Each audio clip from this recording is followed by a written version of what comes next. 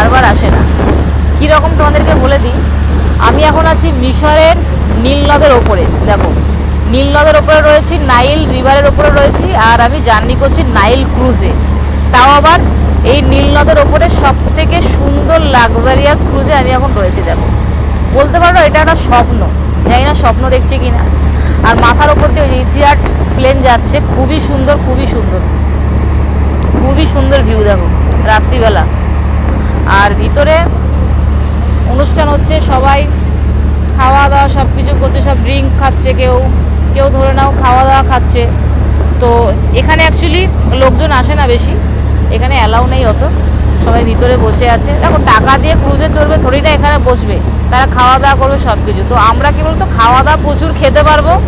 হ্যাঁ, সারা জীবন খেয়েই আসলাম।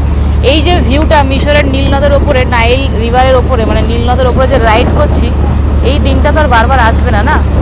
তো তোমরা আসো, ইজিপ্টে আসো। ইজিপ্টে আসলে তোমরা সোলেমানকে দিয়ে বুকিংগুলো করিও। কোনো প্রমোশন না, কিছু না। কোনো খারাপ হলে আমি আছি, আমি গ্যারেন্টি নিচ্ছি, কোনো অসুবিধা হবে না, কিচ্ছু হবে না। খুব সুন্দর ভালো ড্রাইভার থেকে শুরু করে A class driver, 4 star hotel, deluxe hotel, মানে যেরকম টাইপের ক্যাটাগরি হোটেল চাইবে সেরকমই হোটেল দিয়ে দেবে। ভালো গাইড থেকে শুরু করে সব কিছু দিয়ে দেবে। কেন, ইজিপ্টে আসলে কিন্তু গাইড কিন্তু মাস্ট নিতেই হবে।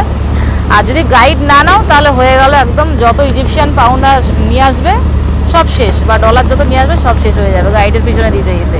কেন এখানে কিন্তু প্রচুর স্ক্যাম হয়। ইজিপ্ট খুব সুন্দর একটা জায়গা, ইতিহাসে আমরা পড়েছি পিরামিড, মিশরের নীল নদ, কত কি পড়েছি। হ্যাঁ, লাক্সার, সাহারা মরুভূমি, সমস্ত কিছু দেখবো, খুব ইচ্ছে। আমাদের মতন দেখো সাধারণ ঘরের মেয়েদের, মানুষদের এগুলো এখন স্বপ্ন, স্বপ্ন বলতে পারে। স্বপ্নগুলো এখন পূরণ হচ্ছে, মানে ব্যাস, আর কিছু চাই, এটাই হচ্ছে মেন কথা। আর বাদ বাকি ওভারঅল ভিউ কিন্তু খুবই সুন্দর, খুব সুন্দর।